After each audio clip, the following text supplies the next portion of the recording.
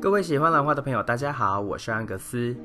如果你是第一次看到我影片的新朋友，我的 YouTube 频道是一个兰花频道，我在这边与你们分享兰花相关的种植要领、个人经验、我学习到的技巧、兰花欣赏等等等。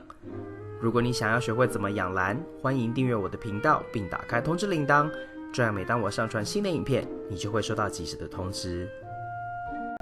今天的这个影片呢，安格斯要来跟大家分享一下我这4颗迷你型的香水文心兰当时盛开的一个情况。从这张图片你应该也猜得到，这个影片是要来看这4颗兰花的开花。这4颗兰花开花的时间都蛮接近的，所以呢，从2018年的年底到2019年的年初呢，它们相继开花，然后有短暂的2周多3周的时间呢，这4颗花是有重叠的，所以呢，我就利用了这样的机会呢，来跟就是做了这个影片，拍了几张照片，来跟大家做他们当时开花盛况的一个分享影片。这个影片片段呢，我们会先看到这个粉红色的品种、白色的品种，然后第3个呢是一个比较特别的香水文心兰它是这个 Oncidium Twinkle 呢再交回去它自己的其中一个亲本 Satuanum。 那这个 Satuanum 是比较深粉红，所以呢你在这边你应该可以看得到它比较有一点点淡淡的粉红色，跟这个白色放在一起。等一下应该我记得有一张照片可以很明显的看到它粉红色的底跟白色的底的一个对比。那再说一下这种兰花呢，我在之前他们个别的这个开花影片也有提到过，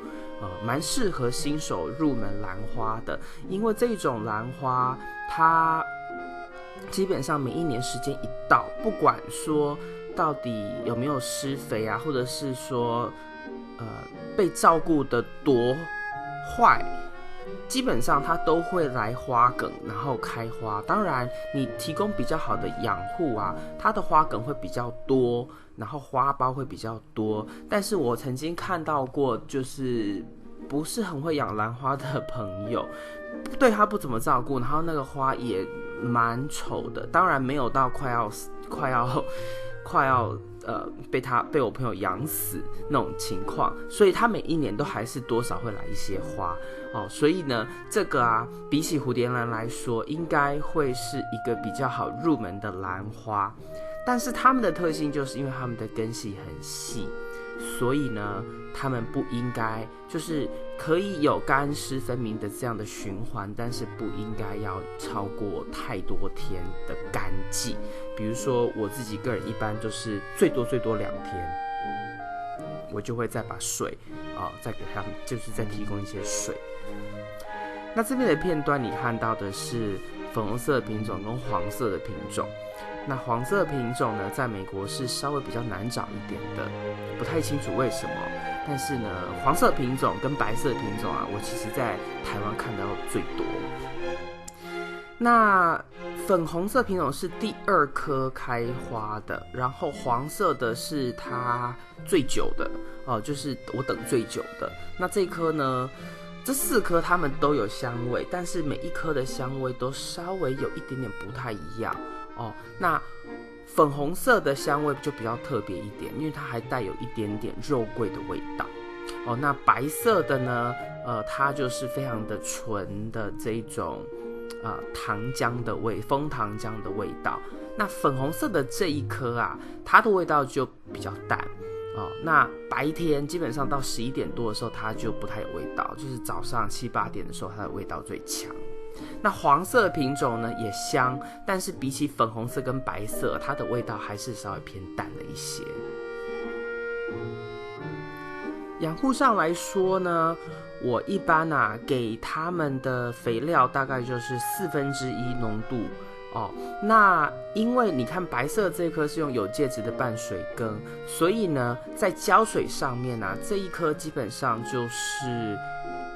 夏天大概是7到10天一次我会添水，那冬天我会等2个礼拜，最少2个礼拜，然后再看看杯内是否还有水汽哦。那如果还有一点水汽，我就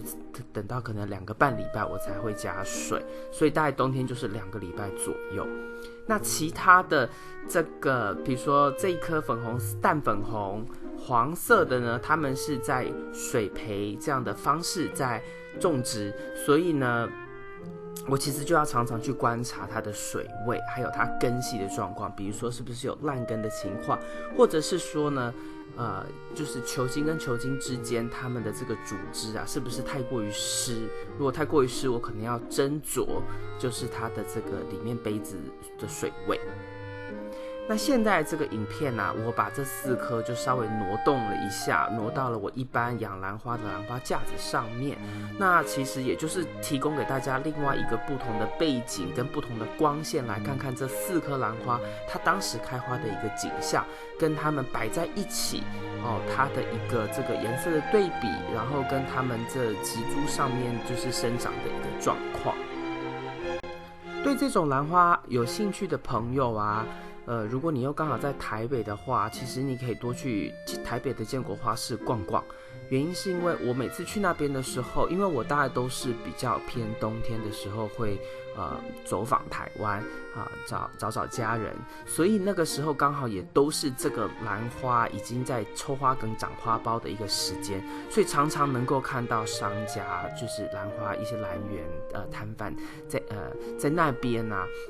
贩售这一种兰花。那我听说台湾有特别的兰园专门在培育这种迷你香水的文心兰，而且他们好像似乎还有新的品种培育出来，所以也许是尺寸的不同啊，或者是颜色的不同啊，那因为你们就近其实也许能够用相当合理的价格就能够购买到我们在欧美地区比较不容易找到的这种迷你香水文心兰的这个品相，也不一定哦。那再来，当它在抽花梗的时候，像我的环境，我的这4颗基本上都是在差不多夏天的结尾开始抽花梗，7、8月吧，我记得。然后呢，就会需要非常多的耐心，慢慢的等它，等到年底。那这种兰花呢，还有另外一个名字嘛，在台湾我看到的叫做耶诞或圣诞文心兰，大概就是因为它们开花的时间就是接近耶诞节、圣诞节这样的一个季节那我的是一直到年初黄色的2019年年初黄色才开花，但是其他棵基本上就是在那个时候左右就会花苞成熟，所以我觉得这名字也取得蛮传神、蛮适合的。那现在看到这些影片，基本上就是我在它当时开花的时候照的一些像因为有时候影片难免晃动，所以照一些像比较你们能够看得清楚它花开的它的花上面的一些比较明显的特征它花型，还有它的一些颜色对比。好，希望你们会喜欢。另外呢，我在这边也要特别感谢很多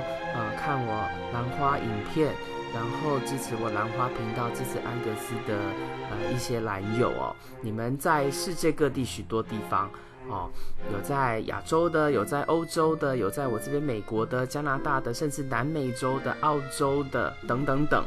很多人。那你们也有很多人在影片下方都会留言跟我做互动，甚至跟其他的兰友做互动。那我觉得挺不错的，因为其实这东西就是靠经验嘛。那有时候是自己摸索，那有时候如果有别人提携提点的话，你会学得更快。所以其实大家都不要